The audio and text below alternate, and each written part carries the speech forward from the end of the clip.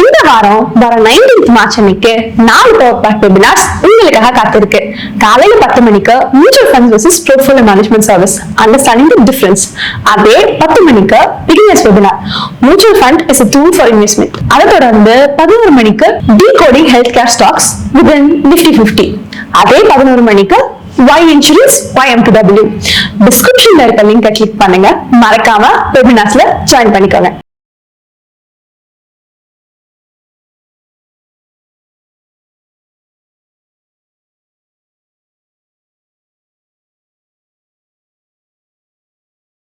தங்க கடன் வாங்குகிறீர்களா?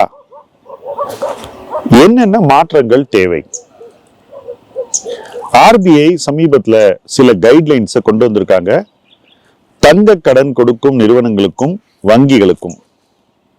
இதுக்கு முன்னாடியே ஆர்பிஐ ஒரு ரூல் கொண்டு வந்தாங்க. அதாவது ஒரு லோனுடைய டியூரேஷன் முடியும் போது அந்த கோல்டு லோனை நீங்க திரும்ப அடைச்சிட்டு அதுக்கப்புறம் தான் திரும்ப எடுத்துக்க முடியும். பேசிக்கா இதை எதிர்த்து கூட நிறைய வீடியோஸ் நான் பார்த்தேன். கோல்ட் லோன்றது உங்களுக்கு ஒரு பர்மனன்ட் சோர்ஸ் ஆஃப் கேபிட்டல் கிடையாது. ஆர்பிஐ அரசு ரெண்டுமே அதை விரும்புறதில்லை. என்ன காரணம்னாக்கா, எப்ப நீங்க ஒரு தங்க நகையை அடமானம் வச்சு அதுல இருந்து பணம் வாங்கிட்டு அதை மீட்டாமல் அப்படியே வைக்கிறீங்களோ, நீங்க கிட்டத்தட்ட அதை இழப்பதற்கான ஒரு சூழ்நிலையை உருவாக்குகிறீர்கள். இப்போ இதுக்கு முன்னாடி நீங்க அதிக வட்டிக்கு கோல்ட் லோன் வாங்கிட்டு இருந்தீங்க தனிநபர்கிட்ட. யார்கிட்டன்னு நான் இப்ப சொல்ல விரும்பல. பட் தனிநபர்கள் கிட்ட நீங்க போய் தங்க கடன் வாங்கிக்கிட்டு இருக்கீங்க. உடனே கொடுத்துருவாங்க பணம். ஆனா வட்டி எவ்வளவு இருக்கும்னாக்கா ரொம்ப அதிகமா இருக்கும். அந்த தனிநபர்கிட்ட இருந்து நீங்க என்ன பண்ணீங்க, அடுத்தது நெக்ஸ்ட் ஸ்டேஜா அதை விட குறைஞ்ச வட்டியில கிடைக்குது, அதே போல உடனே கிடைக்குதுன்னு கோல்டு ஃபைனான்ஸ் கம்பெனிஸ் கிட்ட போய் வாங்க ஆரம்பிச்சிங்க. நீங்க எந்த டிவி சேனல்னா பாருங்க, தமிழ்நாட்டில் எக்கச்சக்க விளம்பரம் கோல்டு ஃபைனான்ஸ்க்கு வருது. இது எதை காட்டுகிறது? சமூக ரீதியாக நம்ம இன்னும் அதிகமாக கடனாளியாக ஆகி கொண்டிருக்கிறோம் அப்படிங்கிறத காட்டுது. தமிழ்நாடு மாதிரி ஒரு வளர்ந்த மாநிலத்துல இது நடக்குதுன்னா, அப்போ வளர்ச்சி குறைவா இருக்கக்கூடிய மாநிலங்கள்ல எப்படி இருக்கும்னு யோசிச்சு பாருங்க. சோ அதுக்கு ஆங்கிலத்துல இன்டெப்டட்னஸ் அப்படின்னு ஒரு வார்த்தையை சொல்லுவோம். எவ்வளவுக்கு எவ்வளவு ஒரு நடுத்தர வர்க்கம் கடனாளியாக இல்லாமல் இருக்கிறதோ அவ்வளவுக்கு எவ்வளவு அதற்கு வளர்ச்சிக்கான வாய்ப்புகள் அதிகரிக்கின்றன. இதுதான் அடிப்படை பொருளாதாரம். ஆனாலும் நகை கடன் என்பது அவசர தேவைக்கு மிகச்சிறந்த ஒரு கருவி. ஏன்னா நகைங்கிறது பணம். நம்ம கிட்ட பணம் ஒரு குறுகிய காலகட்டத்துக்கு தேவைப்படும் போது, நம்ம கிட்ட பணம் இல்லாத போது அவசரத்திற்கு நம்ம இந்த நகையை பணமா மாத்தணும், அதுவும் குறைந்த வட்டியில மாத்தணுங்கிறது தான் கோல்ட் லோன் கான்செப்டே. இப்ப இதுக்கு முன்னாடி கோல்ட் லோன் இந்த தனிநபர் தங்க கடன் காலகட்டத்துல எப்படி இருந்ததுன்னா, ஆங்கிலத்துல உசுரி அப்படின்னு சொல்லுவோம், தமிழ்ல அதுக்கு கந்து வட்டின்ற ஒரு வார்த்தையை நம்ம யூஸ் பண்றோம். ரொம்ப அதிகமான கடன் வச்சுக்கோங்களேன். அதாவது ஒரு தனிநபரால் தாங்க முடியாத அளவுக்கு வட்டி. அந்த மாதிரி இருந்த ஒரு சூழ்நிலையில் இருந்து இது தொழில் மயமாகி தாங்க முடியாத வட்டியில் இருந்து அதிகப்படியான வட்டிக்கு வந்தது. அதுதான் கோல்ட் ஃபைனான்ஸ் கம்பெனி நமக்கு பண்றாங்க கடன் கொடுக்கும்போது. ஆனா அந்த அதிகப்படியான வட்டியில் இருந்து அதை இன்னும் நெறிப்படுத்தி நியாயமான வட்டி கொண்டதுதான் வங்கிகளின் கடமை. இதுதான் ஆர்பிஐனுடைய ட்ரெஜெக்டரி. அப்ப ரொம்ப அதிகப்படியான வட்டி கொடுத்து யாரும் வாங்கக்கூடாது. முடிஞ்ச வரைக்கும் நியாயமான வட்டியில வாங்கணும்.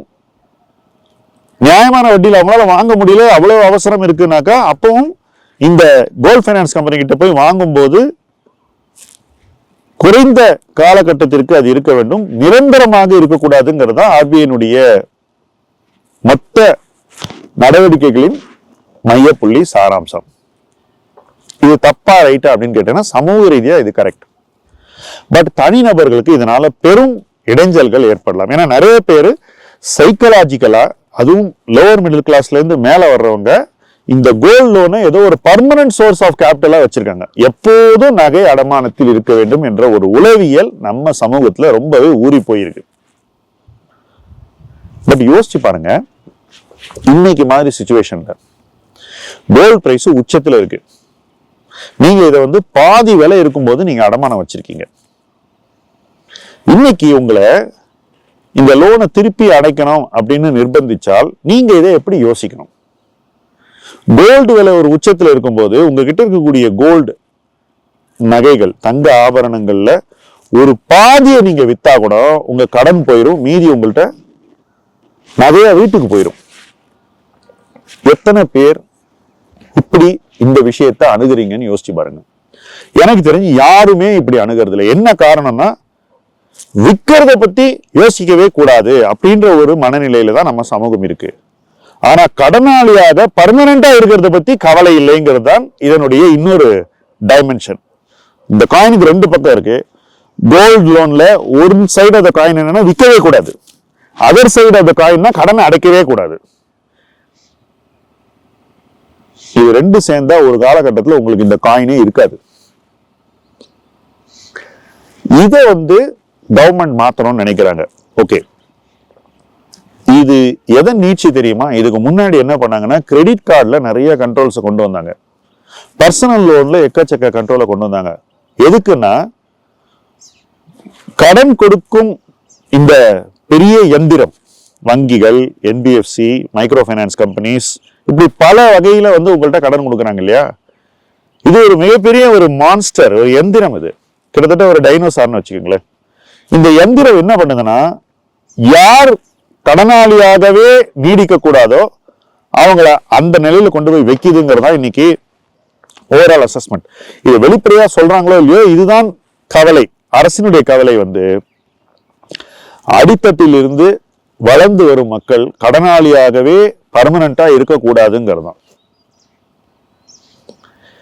சோ இதை நீங்க பொலிட்டிக்கலா கூட விரும்பினா பார்க்கலாம். எப்படின்னு சொல்றேன். கோவிட்ல ஆரம்பிச்ச ரேஷன், ஃப்ரீ ரேஷன் இன்னைக்கும் நிலைக்குது. எக்கச்சக்க டிபிடி, வரலாற்றில் இல்லாத அளவு டைரக்ட் பெனிஃபிட் டிரான்ஸ்பரை நம்ம அரசு செய்யுது. எல்லா மத்திய மாநில அரசுகளும் செய்யறாங்க. மத்திய அரசின் பெரிய ஈடுபாடோடு இது நடக்குது. அவங்களுக்குள்ள இதுல ஒரு போட்டியே இருக்குன்னு கூட வச்சுக்கலாம். இதுல யார் பெட்டர்ன்ற அந்த விவாதத்துக்குள்ள நான் போகல. பட் நடக்குது இல்லையா? சரி, இவ்வளவு நடந்தும் ஏன் அடித்தட்டில் இருந்து வளர்ந்து வரக்கூடிய மக்கள் வந்து இன்னும் கடனாளியாக இருக்கிறாருங்கிற கேள்வியை ஒரு சமூகம் கேட்கணுமா வேண்டாமா? அதை கரெக்ட் பண்ணணுமா வேண்டாமா? அதை கரெக்ட் பண்ணா என்ன ஆகும்னா, இன்னைக்கு பல பேர் குற்றம் சாட்டுகின்ற ஒரு விஷயம் மேலும் இன்னும் ஒரு பெரிய தவறாகிவிடும். அது என்ன தெரியுமா? இருக்கிறதுலயே இருக்கக்கூடிய பணக்காரர்களுக்கும் கீழே இருக்கிறவங்களுக்கும் இருக்கக்கூடிய கேப் வந்து வைடன் ஆகிட்டு இருக்குன்னு இங்க சொல்றோம். நம்ம எல்லாருமே இதை பேசிக்கிட்டு இருக்கோம். இதை வெளிநாட்டு பொருளாதார மேதைகள்லாம் வந்து இங்க நமக்கு சொல்லி கொடுக்குறாங்க. பட் அவங்க இதை பத்தி பேசுறதே இல்லை. இது ஏன் இவ்வளவு வைடா இருக்குன்னாக்கா, அடித்தட்டுல இருக்கக்கூடிய இன்டெப்டட்னஸ், கடன் தன்மை ரொம்ப அதிகமா இருக்கு. அப்ப அந்த கடன் தன்மையை நம்ம வந்து குறைச்சே ஆகணும். அதுல வந்து ஒரு பிஹேவியரல் சேஞ்சை நம்ம கொண்டு வந்தாகணும்.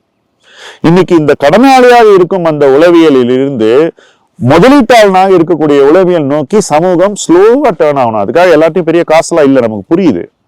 பட் ஒரு 1000 ரூபாயை முதல்ல போடுற சேமிப்பு, கடனை குறைச்சிடுறேன், இது ரெண்டையும் பேரலா பண்றேன்ற ஒரு இடத்துக்கு டெஃபினட்டா மிடில் கிளாஸ்ல இருக்கிறவங்க, குறிப்பிட்டு சொல்லணும்னா லோயர் மிடில் கிளாஸ்ல இருந்து வளர நினைக்கிறவங்க வந்தே ஆகணும். இந்த சமூக மாற்றத்தை கொண்டு வரதுக்கு இன்னைக்கு யாருமே இல்லைங்கிறதுதான் உண்மை. அப்போ அந்த இடத்துல ஆர்பிஐனுடைய பங்கு ரொம்ப முக்கியமாயிடுது. ஏன் தெரியுமா? ஒருத்தனை வந்து எப்போதுமே கடனாளியா வச்சிருந்தாக்கா சிஸ்டம், ஒரு இடத்துல அவன் வந்து தாங்க முடியாம நொறுங்கி போயிடுவான். இதுக்கு முன்னாடி அதை வந்து தனிநபர் கடன் வாங்கி எல்லாரும் அழிஞ்சு போனாங்க. 48%, 100% இப்படிலாம் கண்டபடி கடன் வாங்கி அழிஞ்சு போனாங்க. எத்தனையோ கதைகள் நீங்க பாக்குறீங்க. தங்களுடைய உயிரையே எடுத்துக்கொள்ளக்கூடிய அளவிற்கு குடும்பங்களே வருகின்றன. ஒருத்தன் போனா கூட பரவாயில்ல, மொத்த குடும்பமும் தன்னுடைய உயிரை விட்டு என்னால இந்த கடன் அடைக்கவே முடியாதுன்ற ஒரு இடத்துக்கு வர்றாங்கன்னா, அது தனிநபர் உச்ச கடன்கள், உச்ச வட்டி கடன்கள்ல நடக்கக்கூடிய விஷயம். ஆனால் அதே விஷயம் டெஃபினட்டா மைக்ரோ ஃபைனான்ஸ், என்பிஎஃப்சி ஈகோ சிஸ்டம்லயும் நடக்கலாம் அப்படிங்கறதுதான் உண்மை. கோல்ட் ஃபைனான்ஸ் கம்பெனிலையும் இந்த பிரச்சனை வரலாம். இந்த பிரச்சனை வர்றதுக்கு முன்னாடி நம்ம என்ன பண்ணணும்? உளவியல் ரீதியாக அவங்கள மாத்தணும், சட்ட வரைமுறை ரீதியாக அவங்கள கடனை குறைக்க நிர்பந்திக்கணும். அவர்களுக்கு கொடுக்கப்படுகின்ற கடனின் அளவையும் குறைக்க வேண்டும். அதனாலதான் அவங்க வந்து லோன் டு வேல்யூன்னு ஒரு ரேஷியோ இருக்கு. அந்த ரேஷியோவை இப்ப 75 குறைச்சிட்டாங்க. அதே போல கோல்டினுடைய பியூரிட்டி எவ்வளவு இருக்கணும்னு RBI இப்ப சொல்றாங்க. அப்ப ரொம்ப பியூரா இல்லாத கோல்டை வாங்கிக்கிட்டு அதுக்கும் அதிக கடன் கொடுத்து ஒருத்தனை கடனாளியாக இந்த சிஸ்டம் ஆக்குகிறது அப்படின்னு RBI இங்க கிட்டத்தட்ட ஒப்புக்கொள்கிறது.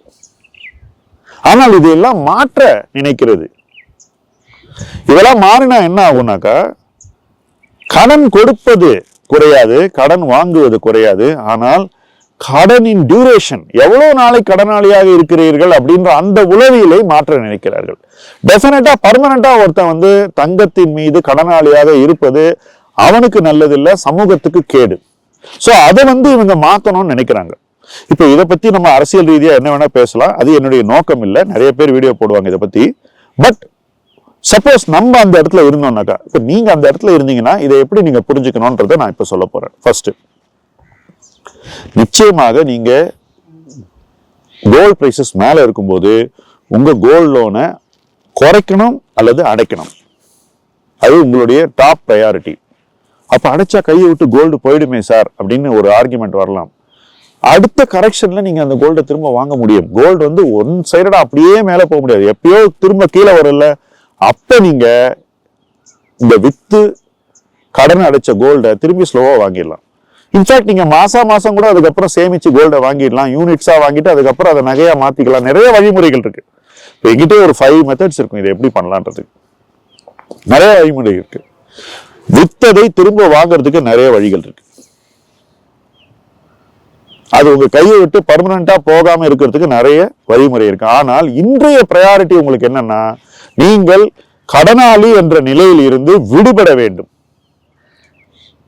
எப்படியுமே சிஸ்டம் உங்களை ஃபோர்ஸ் பண்ணுது, RBI உங்களை ஃபோர்ஸ் பண்ணுது. இந்த பாயிண்ட்ல நீங்க போய் இன்னும் அதிக வட்டிக்கு ஒரு நாளைக்கு கடனை வாங்கி அந்த கோல்ட் லோனை வந்து மறுபடியும் ரொட்டேட் பண்ணீங்கன்னா அது நிச்சயமா உங்களுக்கு லாங் டேர்ம்ல நன்மையை கொடுக்காது. ஏன்னா நீங்க கடனாளியாக நீடிப்பதை நீங்கள் ஏதோ ஒரு பாயிண்ட்ல நிச்சயமா நிறுத்தி ஆகணும். கடனில் இருந்து விடுபட வேண்டும். இந்த தங்க கடன் உங்களுக்கு ஒரு பர்மனன்ட் சோர்ஸ் ஆஃப் கேபிட்டல் இல்லை என்று நீங்கள் முதல்ல தீர்மானிக்கணும். அது ஒரு அவசர தேவைக்கு மட்டுமே எடுக்கக்கூடிய ஒரு இனிஷியேட்டிவ் அல்லது ஒரு முயற்சி. ஆனால் அந்த பணம் உடனடியாக திரும்ப செலுத்தப்பட வேண்டும். அவசர தேவைக்கு வாங்குற கடனை அவசரமா திரும்ப அடைக்கணும். அவசரம் இல்லாம நிதானமா அப்படியே வச்சுக்கிட்டு தொடர்ந்து அதை ஒரு பர்மனன்ட் லோனா ஆக்கக்கூடாது. இதையெல்லாம் இன்னைக்கு கடன் வாங்குபவர்கள் தெளிவாக உணர வேண்டும். அப்படி உணர்ந்தீங்கன்னா என்ன ஆகும்னாக்கா, இப்ப கோல்ட் பிரைஸ் உச்சத்துக்கு போய்கிட்டே இருக்கு. 90,000க்கு மேல போயிட்டு இருக்கு. 1 லட்சம் கூட டச் ஆகலாம். ஆனா நீங்க 60,000 65,000 இருக்கும்போது வாங்கின கடனை இப்ப அடைச்சிடலாம் ஈஸியா. ஸோ ரிசர்வ் பேங்க் என்ன நினைக்குதுன்னா, ரூல்ஸ் மூலமாகவும் வரைமுறைகள் மூலமாகவும் கடன் கொடுப்பதை கண்ட்ரோல் பண்ணி கடன் வாங்குவதை பொறுப்புள்ளதாக மாற்றி அந்த கடனில் இருந்து ஒருவன் விடுபடுவதற்கு அவனுக்கு ஒரு நியாயமான வாய்ப்பை கொடுத்து அவனுடைய பிஹேவியரை சேஞ்ச் பண்ணி அவனை பர்மனன்ட் கடனாளியாக இல்லாமல் வைப்பதுதான் ரிசர்வ் பேங்கினுடைய நோக்கம். இந்த நோக்கம் நிறைவேற வேண்டும் என்றால் நீங்கள் அனைவரும் இந்த ஒரு விஷயத்த பல பேர்கிட்ட சமூக ரீதியா பேசணும். பல பேர் இதை அறியாமல் இருக்கிறார்கள், அவங்க கிட்ட இந்த விஷயத்தை கொண்டு சேர்க்கணும். அவங்களுக்கு என்ன நல்லதுங்கிறத அவங்களுக்கு புரிய வைக்கணும். அவங்களை கடனாளி, பர்மனன்ட் கோல்ட் லோன் ஓனர் அப்படிங்கிற அந்த இடத்துல இருந்து அவங்கள வெளியேற்றணும். சோ எப்போ ஒருத்தன் நிரந்தர தங்க நகை கடனாளியாக இருக்கக்கூடிய அந்த நிலையிலிருந்து விடுபடுகிறானோ அந்த இடத்துல இருந்து அவனுக்கு பொருளாதார வளர்ச்சி இன்னும் சீராக இருக்கும்.